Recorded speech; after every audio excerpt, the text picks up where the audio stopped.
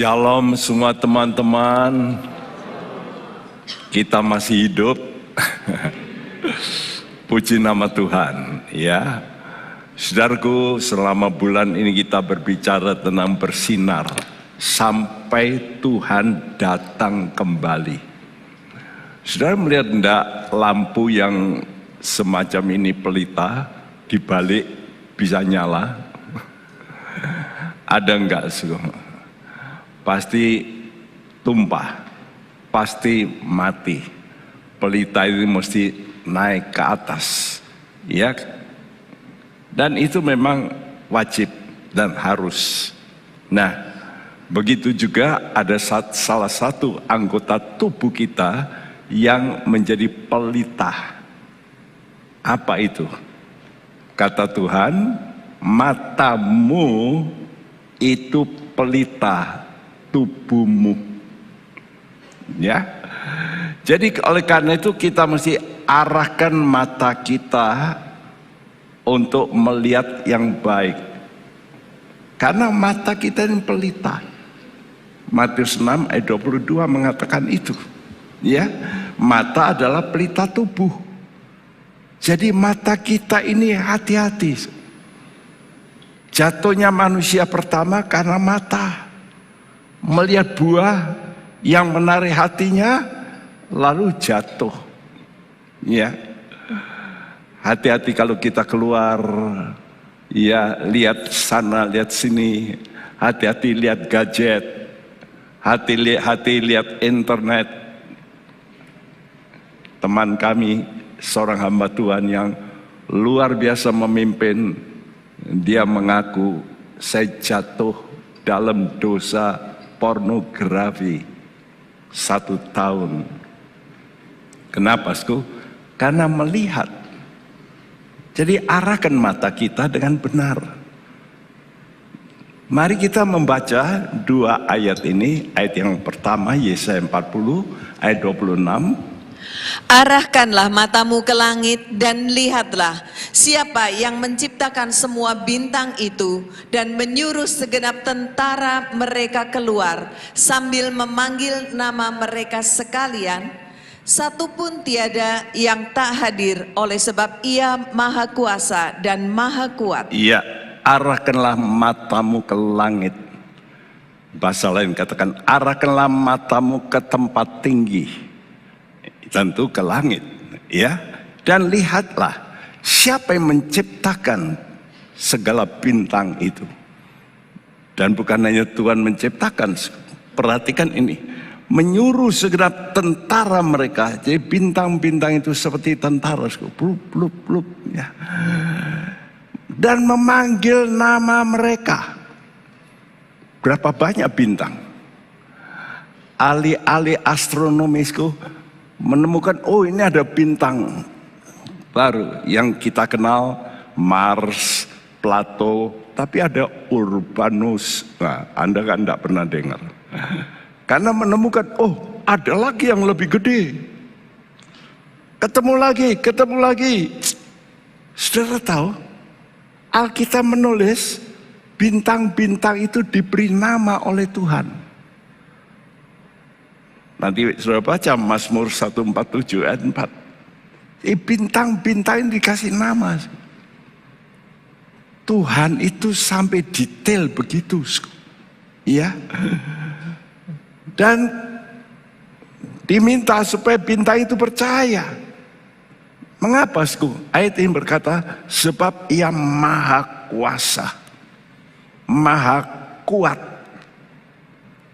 Karena itu anak-anak Tuhan yang sungguh-sungguh itu juga mau dijadikan bintang-bintang.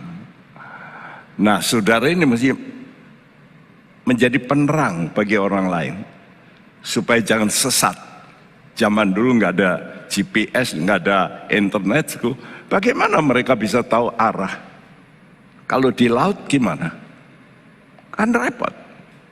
Pakai apa sih? Bintang. Zaman dulu mereka tahu loh, ini bintang apa ini? Makanya yang kita tahu Kartika. Loh, itu nama bintang. Itu ada di Alkitab itu. Jadi semua kalau sudah baca ilmu perbintangan yang dipakai oleh ahli-ahli nujum, itu sebetulnya ada di Alkitab. Nama-namanya. Saudara, hebat Tuhan ya, Maha Kuat, Maha Kuasa. Kisah Rasul 22:14.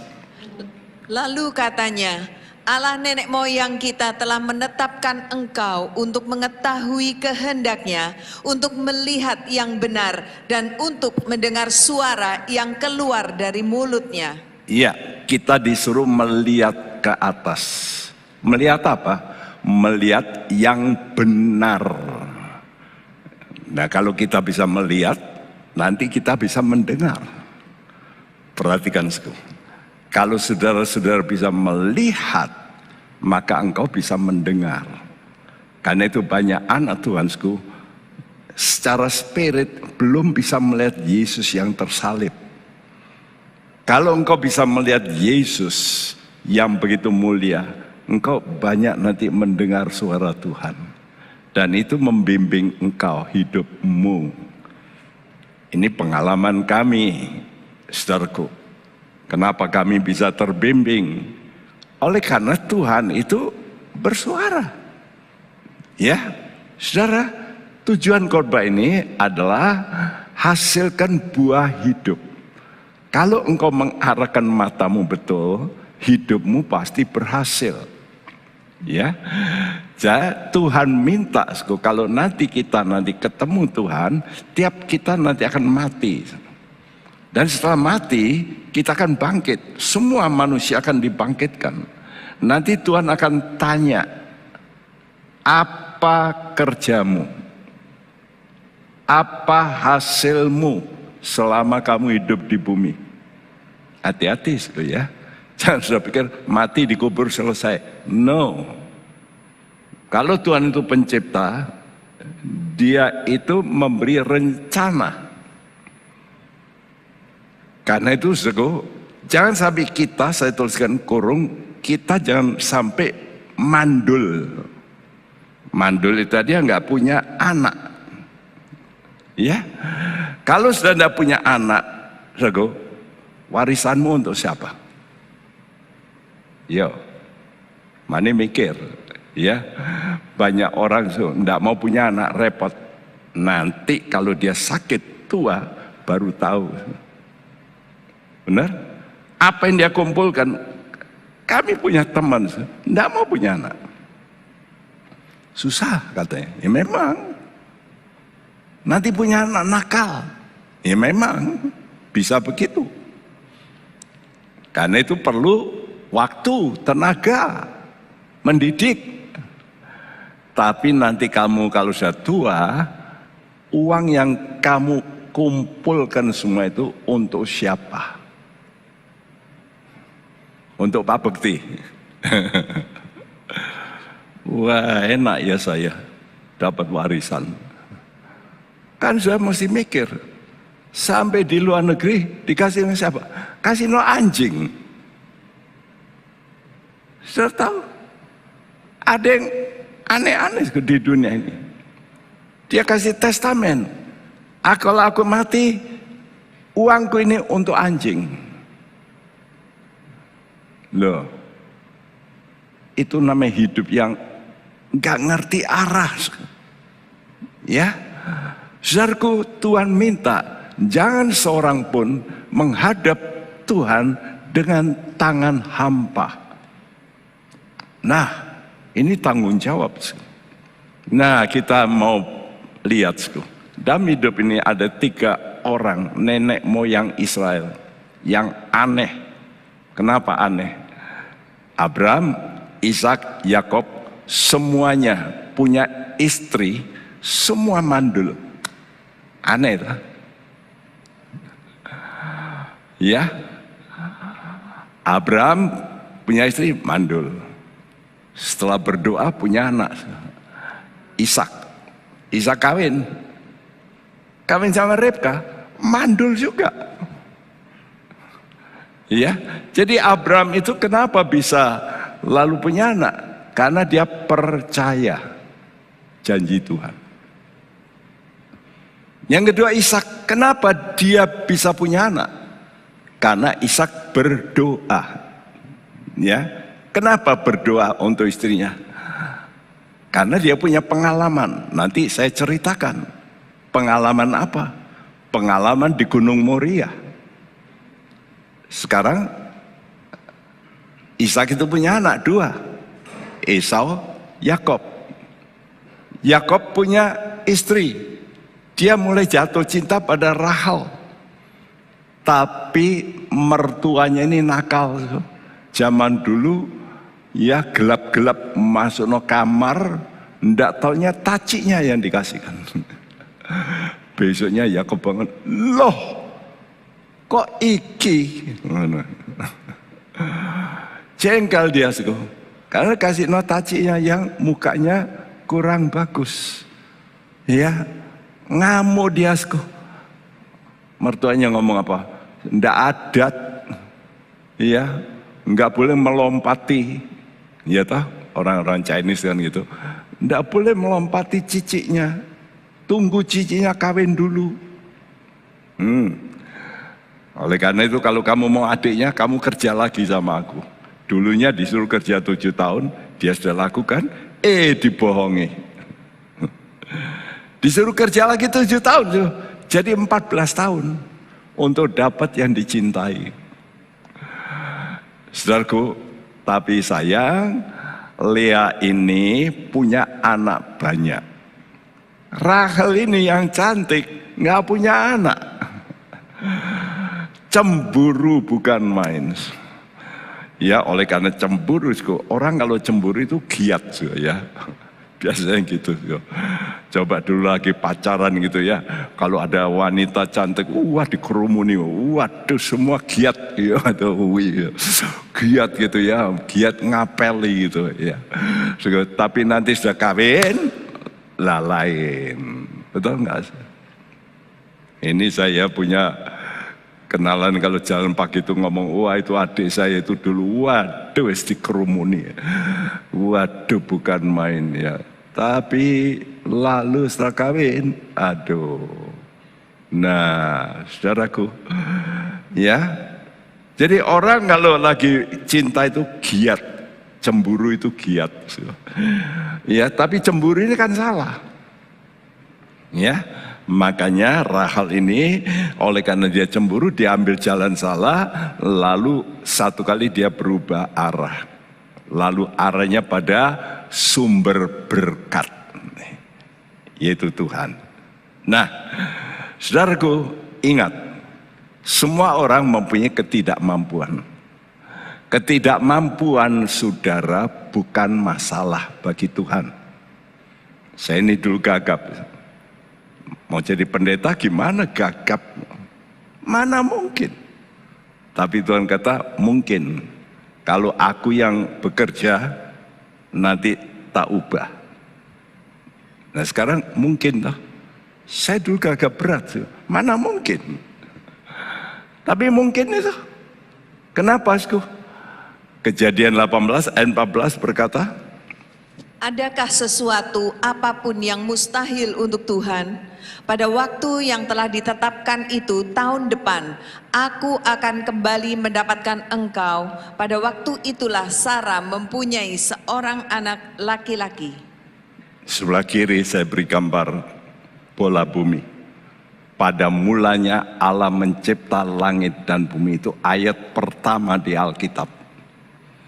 Kalau orang tidak bisa percaya ini, wah sudah. Alkitab gugur semuanya. Karena itu banyak orang pandai tidak mau percaya bahwa bumi ini dicipta oleh Allah. Tidak mau. Oh terjadi karena letupan, ledakan dan teori macam-macam, Big Bang teori. Mereka nggak mau percaya Allah itu mencipta langit dan bumi. Kenapa? Mustahil. Ya, mana mungkin. Nah, saudaraku, setiap saat kalau Anda sadar Anda ini tidak dapat menguasai, disitulah saudara butuh Tuhan. Benar tidak? Saat apa? Contohnya, Waktu sudah sakit, dokter berkata, tidak tertolong. Nah, ya toh? Saat semacam begitu, engkau ini nggak bisa menguasai. Ya, tapi ingat, God is in control. Kita nggak bisa controlling. Allah kita mampu. Dia bisa. Kenapa? Ya, engkau mesti percaya. Bola bumi begini besar aja dicipta Tuhan. Dan bisa diatur semuanya, tidak benturan. Coba terus muter loh, ya. Bola bumi kita ini sedang muter ini. Kita rasa tidak gerak lah. Loh muter loh. Bola bumi kita ini muter. Luar biasa ya Tuhan. Kenapa sih? Karena bumi kita punya medan magnet.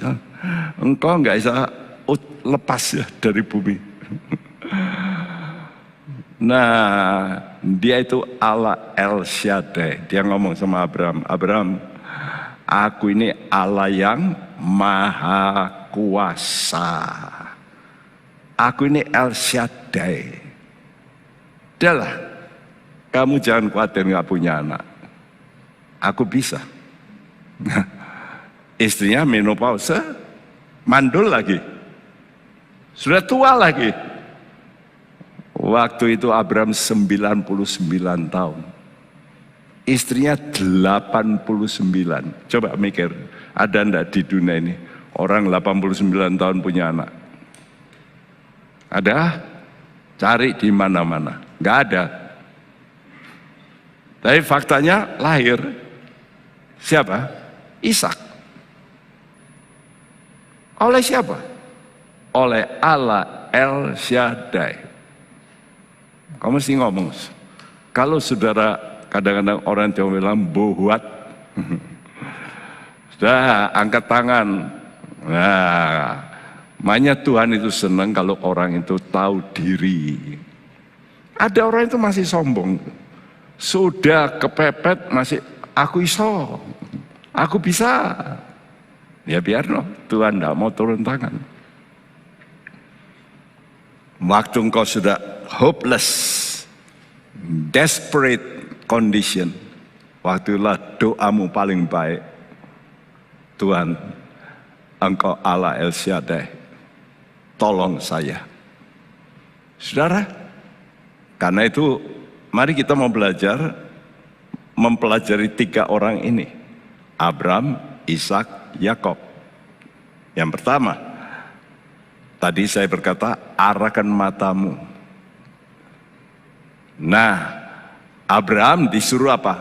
Kamu pandang ke langit, lihat itu bintang.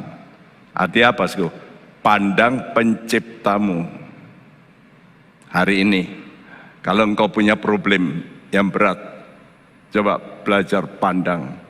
Ada pencipta. Apa itu pencipta? Pencipta, kalau dikatakan mencipta dari bahasa Alkitab, menjadikan yang tidak ada menjadi ada. Yang enggak ada jadi ada, itu Allah. Kalau manusia enggak bisa. Merakit iya bisa. Karena itu kalau orang berkata manusia mencipta, bukan mencipta kata Tuhan. Ngambil barangku. Ini kacamata ini dicipta oleh manusia, bukan. Karena apa? Karena ya kacanya, ya frame-nya, semua dari mana? Ya dari bumi. Gitu? Kalau Tuhan kata mencipta, itu enggak ada itu loh. Terus jadi ada. Kalau orang berkata sulapan, sulapan ada enggak? Omong kosong. Kalau ada, enggak usah jadi tukang sulap, bikin aja. Ya. Burung, nah bikin aja burung terus. Apalagi kalau bisa bikin burung cendrawasih 1, wih, ratusan juta, betul nggak? Nggak usah bikin apa, bikin tokek aja dah. Kalau Anda bisa nangkep tokek yang besar begini, coba kasihkan ke saya, nanti tak jual. Bukan main juga harganya. Ayo, siapa yang punya tokek? Asal gede loh, 40 cm. Wih, nanti saudara kaget, nanti saya kasih uang. Kok bisa ya? Bisa. Sudah lihat? Wah, mencipta itu berarti menjadikan dari yang tidak ada jadi ada. Itulah Allah kita. Kejadian 15 ayat 1-6. Kemudian datanglah firman Tuhan kepada Abram dalam suatu penglihatan. Janganlah takut Abram, akulah perisaimu, upahmu akan sangat besar. Abram menjawab, ya Tuhan Allah, apakah yang akan engkau berikan kepadaku, karena aku akan meninggal dengan tidak mempunyai anak, dan yang akan mewarisi rumahku ialah Eliezer, orang Damsyik itu. Lalu kata Abram, engkau tidak memberikan kepadaku keturunan, sehingga seorang hambaku nanti menjadi ahli warisku. Tetapi datanglah firman Tuhan kepadanya demikian, orang ini tidak akan menjadi ahli warismu, melainkan anak kandungmu, dialah yang akan menjadi ahli warismu. Lalu Tuhan membawa Abram keluar serta berfirman, coba lihat ke langit, hitunglah bintang-bintang, jika engkau dapat menghitungnya, maka firman-Nya kepadanya, demikianlah banyaknya nanti keturunanmu. Lalu percayalah Abram kepada Tuhan, maka Tuhan memperhitungkan hal itu kepadanya sebagai kebenaran. Ini loh namanya iman. Iman itu so simple, ya. Percaya nggak bahwa Allah ini mencipta bintang? Abram waktu itu sudah umur 75, istrinya 65. Sudah tidak mungkin punya anak, betul nggak? 65 tahun, sudah menopause dan apa? Mandul lagi. Mana bisa? Ya. Tidak mungkin punya anak. Sehingga Abram apa? Takut. Nah, nanti aku mati, aku nggak punya anak. Siapa yang mewarisi? Nanti pembantuku ini. Kata Tuhan, bukan. Nanti anak kamu. Loh, istriku mandul. Sudahlah, percaya aku Allah Maha Kuasa. Coba kau melihat ke langit. Coba hitung bintang. Ayo coba saudara, jangankan bintang banyak. Bintang sak kotak gini loh, coba saudara, coba mulai saudara hitung. 1, 2, nanti kan bingung dewek saudara. Loh ini tadi sudah dihitung belum, betul nggak? Nah mungkin sudah itu menghitung bintang. Jadi kenapa Abram ini takut? Apa masalahnya? Semua orang pernah takut, bukan cuma Abram. Ya, jadi akar masalah takut itu dari dosa. Kenapa? Karena Adam berbuat dosa. Begitu Adam berbuat dosa, dia takut. Kenapa berbuat dosa? Tidak percaya. Saudaraku, jadi kalau saudara nggak percaya Allah itu Maha Kuasa, itu dosa. Loh, ayo, sekarang kita ini mesti ngerti. Kalau kita nggak percaya Allah itu Maha Kuasa, kita itu dosa. Oleh karena nggak percaya, melanggar Adam Hawa. Tidak boleh makan, dimakan. Sampai timbul takut. Nah, spirit takut ini menimbulkan apa? Kuatir, cemas, masa depanku gimana? Ayo di sini mungkin ada saudara-saudara yang mulai sering cemas. Nanti piye ya, anakku piye? Nanti gimana ya kalau aku tua, kalau sakit ini gimana? Nah, saudara mulai mikir-mikir.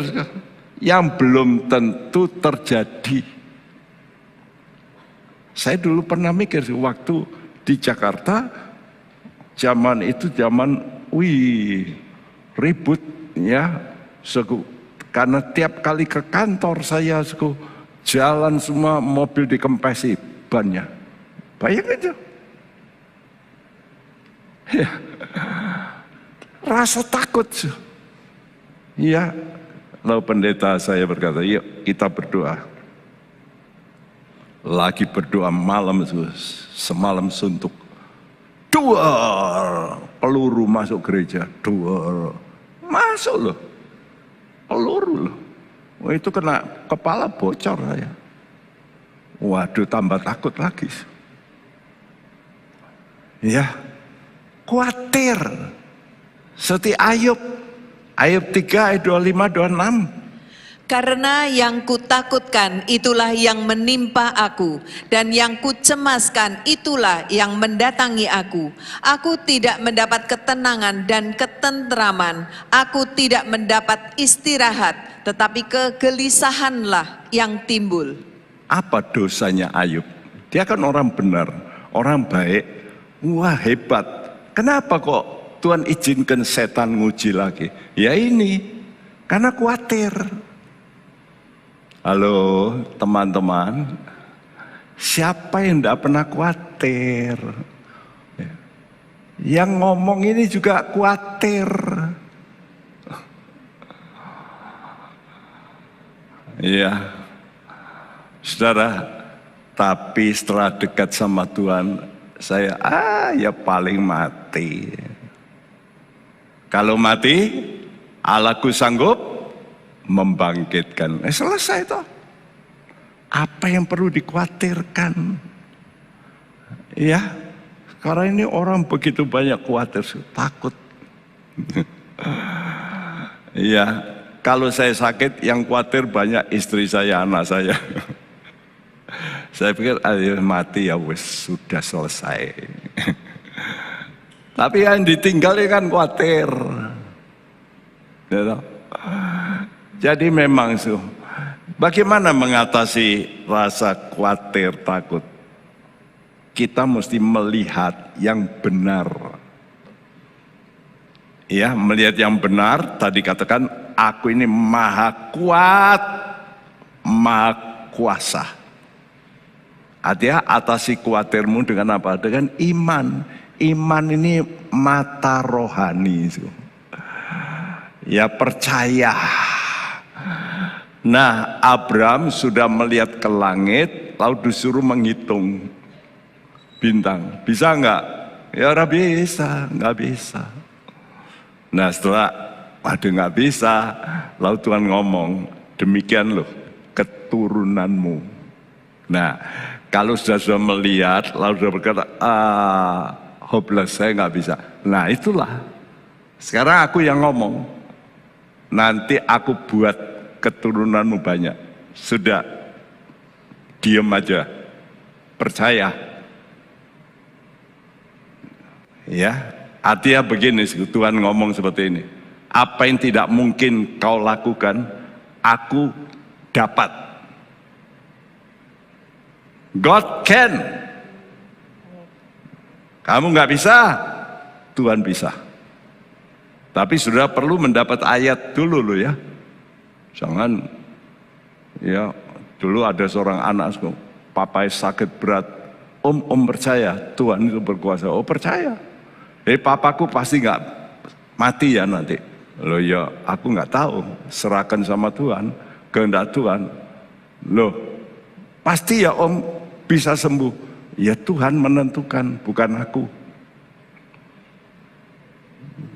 Berarti kamu mau yang menentukan. Nah itu kadang-kadang orang itu punya iman kebablasan. Nggak boleh. Ya. Tadi Tuhan itu Allah yang maha kuasa, maha kuat. Dia yang menentukan. Ya. Karena itu saudara kalau ada iman, saudara mesti menyerah pada kehendak Tuhan. Ini seimbang baru. Ayat sayap burung itu. Sudah punya iman ngotot, tapi nggak mau menyerah. Tidak bisa. Sudah menyerah, wis mbuh pasrah bongkoan, tapi nggak mau punya iman, ya nggak terjadi. Salah sendiri. Banyak hal saya rasanya sudah hopeless, tapi oleh karena percaya, bisa. Nanti kalau sudah memang waktunya, ya sudah. Itu memang Tuhan sudah kasih timing, selesai. Ya. Saudara, jadi yang pertama, belajar pandang ke atas. Waktu saudara berkata, aduh nggak mungkin. Saudara berkata, bagi aku nggak mungkin.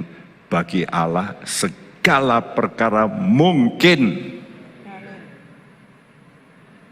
Yakini. Ya, percayai. Dan nanti sudah akan melihat.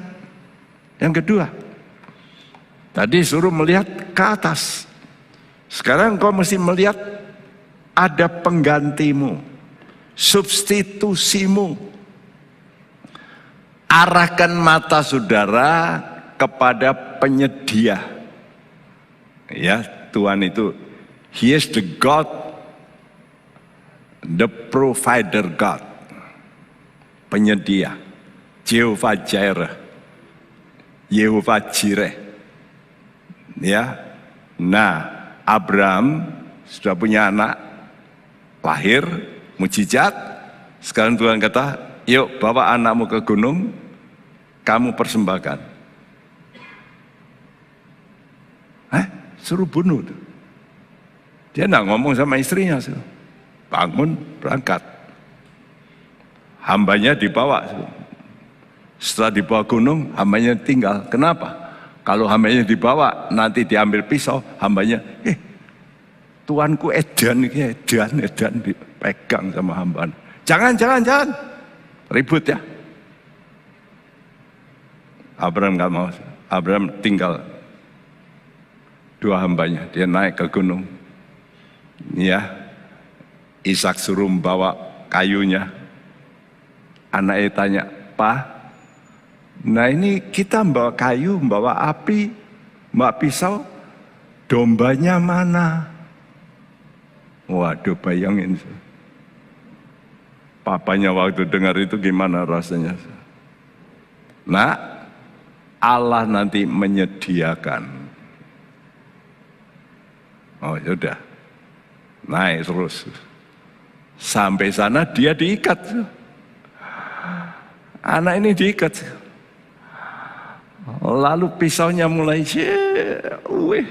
begitu dia mau ambil pisau, malaikat nampek, stop. Ya, begitu dipegang malaikatku, ada suara, loh. Abraham noleh, loh kok ada domba? Tuhan menyediakan. Ini mujizat, luar biasa ini. Kejadian 22 ayat 13 sampai 14. Lalu Abraham menoleh dan melihat seekor domba jantan di belakangnya yang tanduknya tersangkut dalam belukar. Abraham mengambil domba itu lalu mengorbankannya sebagai korban bakaran pengganti anaknya. Dan Abraham menamai tempat itu Tuhan menyediakan. Sebab itu sampai sekarang dikatakan orang, di atas gunung Tuhan akan disediakan. Iya, Abraham melihat ada domba tersangkut, dia ambil lalu dia korbankan. Pasti Ishak sekarang yang nonton. Oh, jadi aku tadi mestinya mati. Ini diganti. Domba ini yang sekarang mati. Ya. Jadi ini pengalaman yang paling berkesan bagi Ishak. Dia nggak mungkin lupa. Ya. Dia nggak mungkin lupa. Nah, ini naik God the provider, Allah penyedia. Jadi mata ini melihat ya, domba yang dikorbankan, bukan dirinya. Dan itu mengacu kepada siapa itu domba, itulah bayangan daripada Yesus. Yang kemudian betul-betul Yesus datang mati. Jadi Ishak itu melihat domba pengganti, substitusi bagi dirinya yang dikorbankan. Karena itu kita anak-anak Tuhan sekarang mesti selalu ingat, Yesus mati untuk saya, untuk dosaku. Kalau engkau bisa ini, engkau pikiranmu terus ke situ, nanti saudara bisa mulai dipimpin, sudah mulai mendengar suara malaikat Tuhan. Seperti yang terjadi pada Bapak Abraham. Malaikat itu berkata, aku tahu kamu takut akan Allah, aku akan membuat keturunanmu sangat banyak. Ya, jadi tidak perlu dibaca. Malaikat Tuhan berseru ya pada Abraham, ya, aku bersumpah demi diriku. Demikianlah firman Tuhan. Oleh karena kamu telah berbuat itu, aku akan memberkati kamu berlimpah-limpah. Dan suara ini didengar oleh Ishak.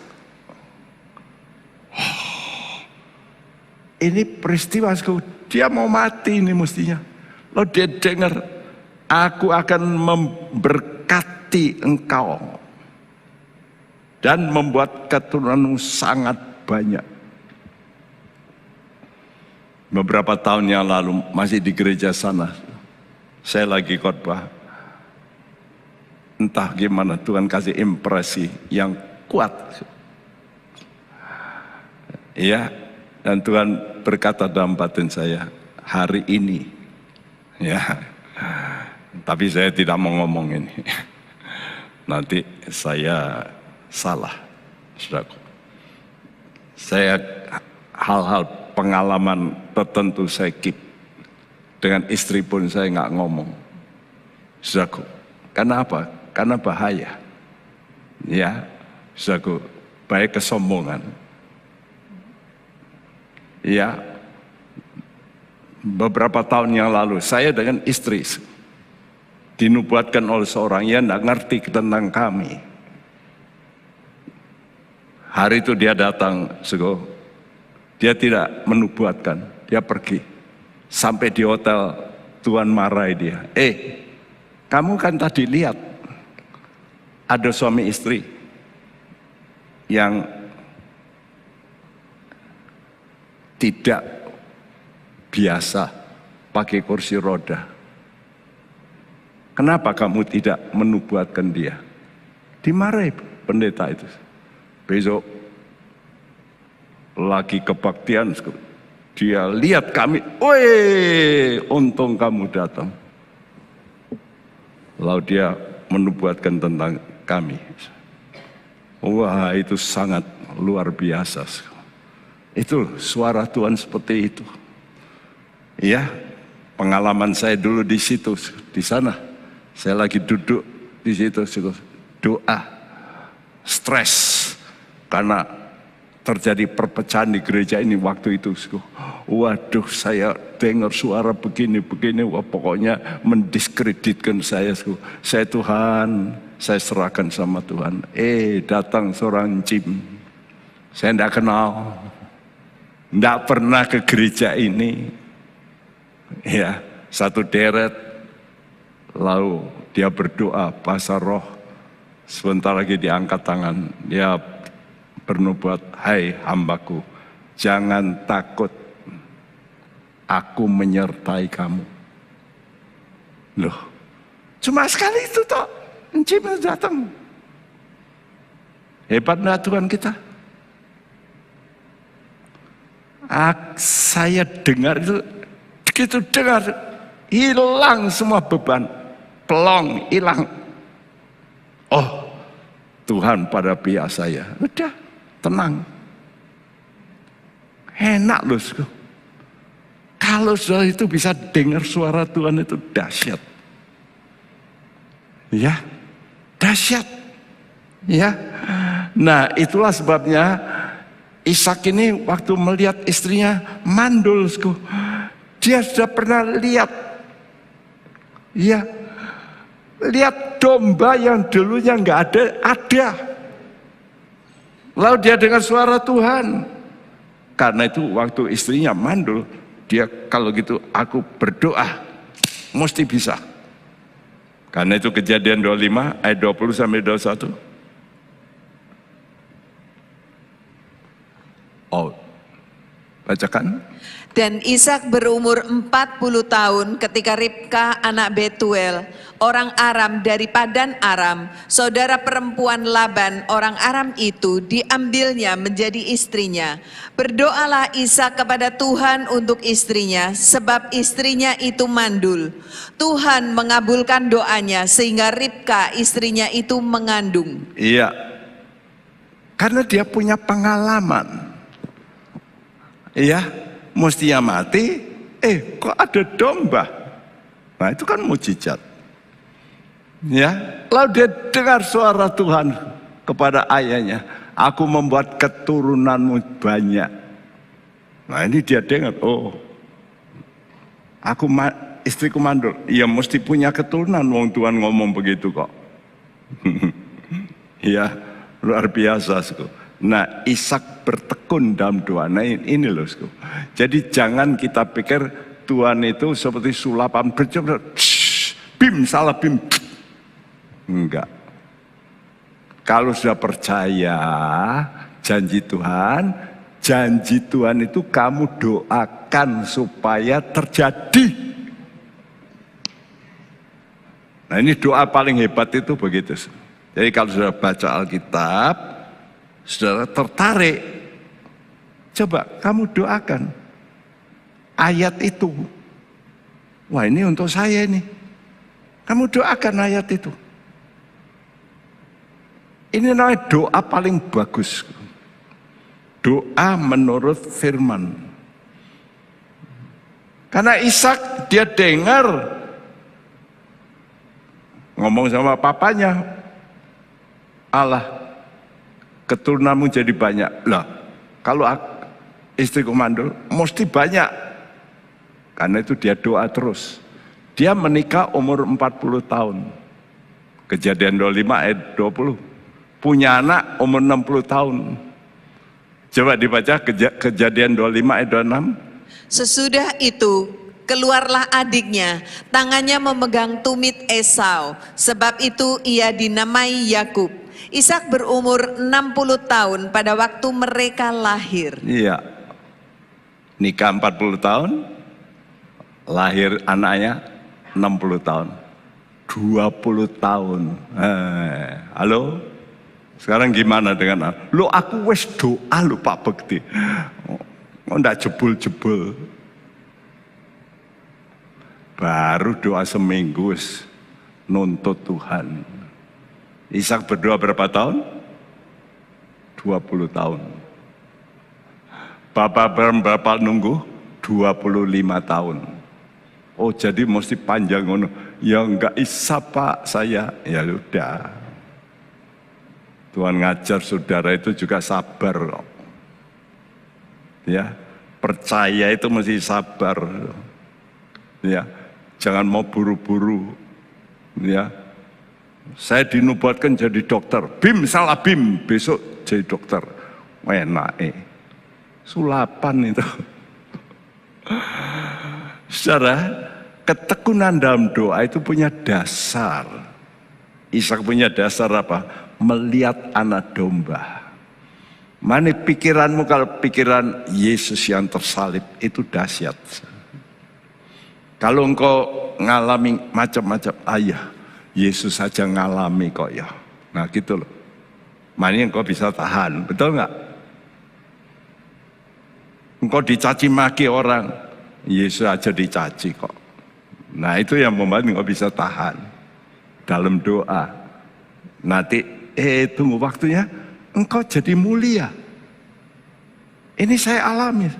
Saya tuh waduh banyak cacian.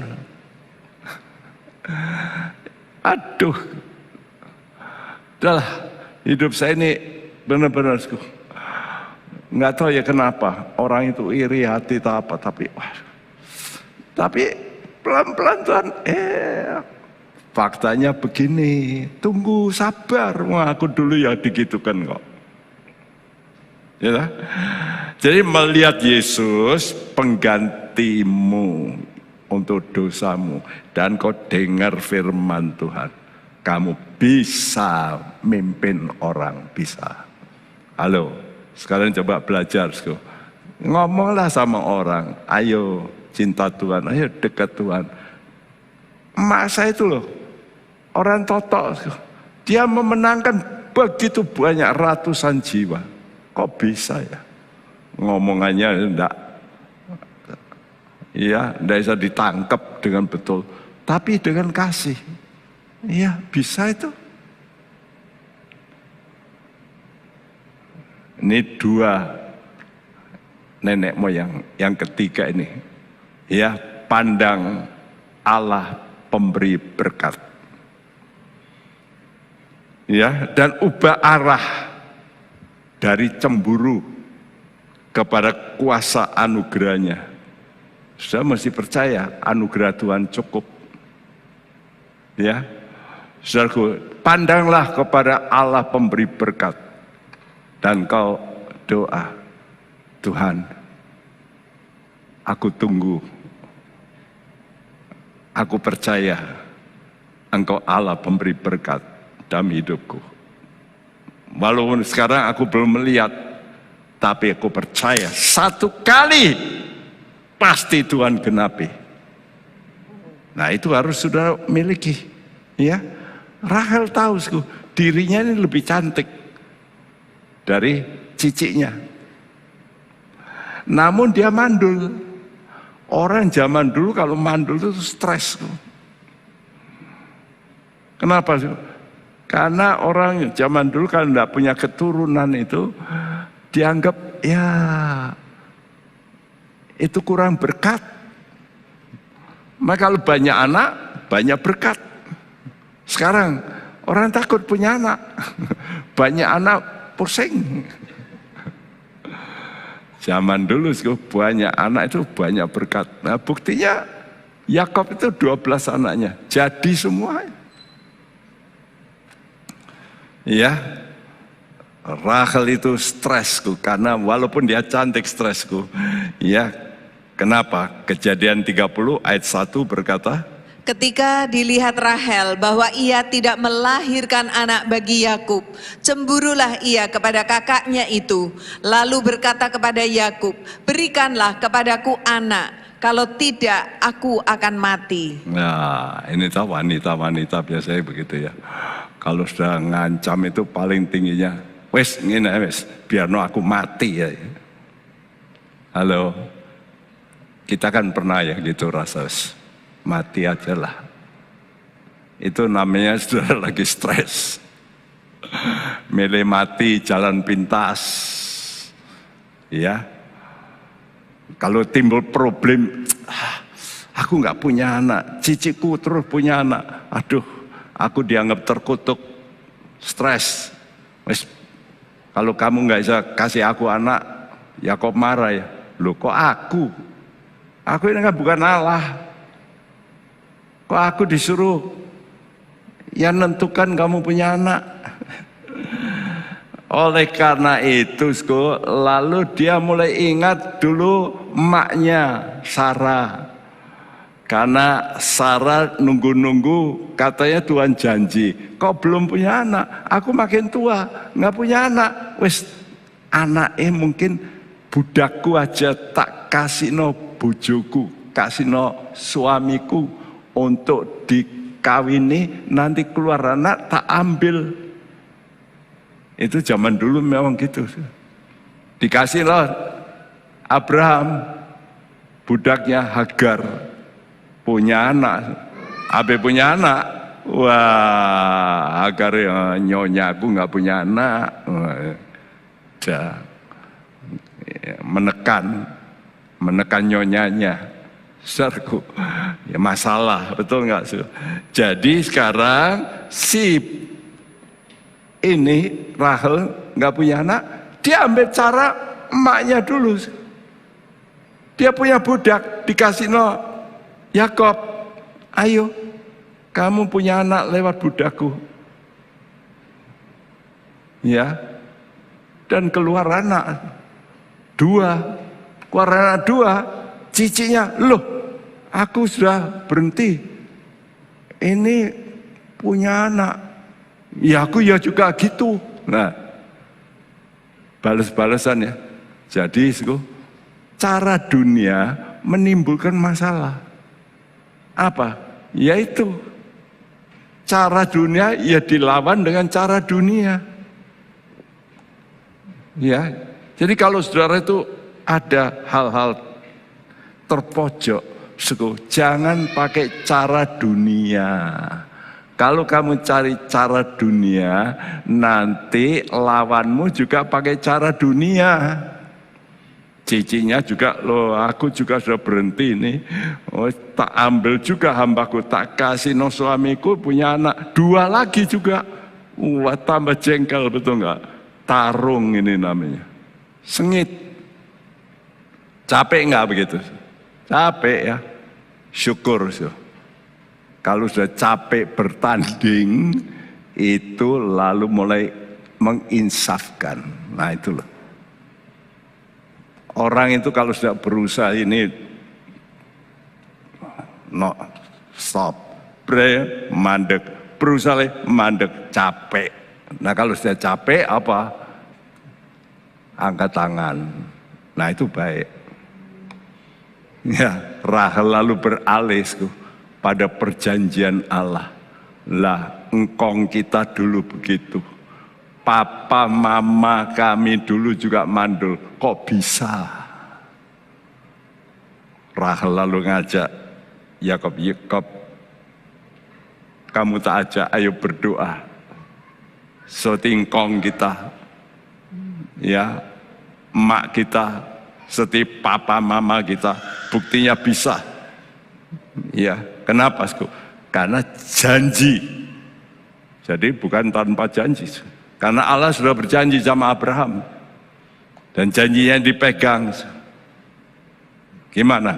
Berdoa. Kejadian 30 ayat 22 sampai 24. Lalu ingatlah Allah akan Rahel. Allah mendengarkan permohonannya serta membuka kandungannya. Maka mengandunglah Rahel dan melahirkan seorang anak laki-laki.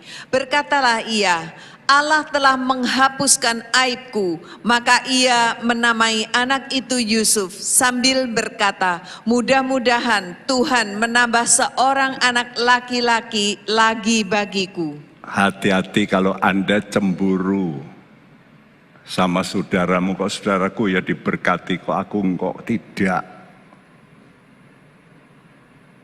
Banyak orang cemburu. Oleh karena cemburu pakai jalan yang salah. Cari cara dunia. Sudah lihat orang lain kaya, sudah cemburu. Pakai, oh caranya gitu. Saya dengar dari teman-teman, waduh sekarang di Uber banyak orang yang hutang sama bank, betul nggak? Kenapa? Ya karena nakal kok. Makanya sekarang, wah di kota ini semua. Wah, orang-orang kaya begitu banyak sekarang udah ketar-ketir ini. Iya. Nah, apa yang diingat Allah? Allah ingat janji. Karena itu saudara mesti baca Alkitab dan menemukan janji Allah. Seperti Keluaran 6 ayat 3 dan 4 berbunyi, bukan saja aku telah mengadakan perjanjianku dengan mereka untuk memberikan kepada mereka tanah Kanaan, tempat mereka tinggal sebagai orang asing, tetapi aku sudah mendengar juga orang Israel yang telah diperbudak oleh orang Mesir, dan aku ingat kepada perjanjianku. Aku ingat pada perjanjianku. Karena itu kalau sudah punya Alkitab, di Alkitab mau ada tulisan apa? Perjanjian lama, perjanjian baru. Jadi Alkitab itu kitab apa? Perjanjian. Ini Allah yang ngomong ini. Makanya pentingnya kalau sudah baca Alkitab, lalu sudah menemukan ayat yang kena pada saudara. Nah, pegang tuh. Nah, coba saudara doakan itu ayat. Dahsyat. Itu namanya saudara mendoakan apa yang Tuhan janji. Tapi Tuhan tidak janji itu mesti sampai bicara loh. Makanya saudara perlu baca Alkitab sampai Tuhan itu bisa seperti loh ini kok ayat ini kok kena untuk saya. Pas. Nah coba itu dipegang. Lalu sudah doakan. Dahsyat itu. Doa Rahel ini berdasarkan janji dari Allah kepada Abraham. Lalu kepada Ishak. Diulangi kepada suaminya Yakob, diulangi. Tuhan ngomong sama Yakob, aku akan menggenapi janji ini. Mana waktu ngajak Yakob, lah ya benar gini caranya. Dua orang yang berdoa, apa yang terjadi? Mengandung. Loh, yang tidak mungkin jadi mungkin. Ingat, saudara mari belajar pegang janji Tuhan. Allahmu adalah Allah perjanjian, the God of covenant, dan dia tidak mungkin akan melanggar janji. Kata Tuhan, aku dan firmanku tidak pernah berubah, dulu, sekarang, sampai selama-lamanya. Allah kita Allah yang tidak berubah. Dia setia dulu, sekarang, sampai selama-lamanya. Karena itu pegang janji Tuhanku. Nah, tapi saudara berdoa, ya, seperti gambar ini. Ini kitab dulu itu pakai lembaran gitu. Ada sealnya, ada capnya. Ya, dicap. Ini janjiku. Meterai. Masa kalau Tuhan ngomong dilanggar sendiri, tidak akan. Tuhan tidak akan melanggar. Mari kita bersama-sama berkata, pegang janji Tuhan. Aku mau pegang janji Tuhan.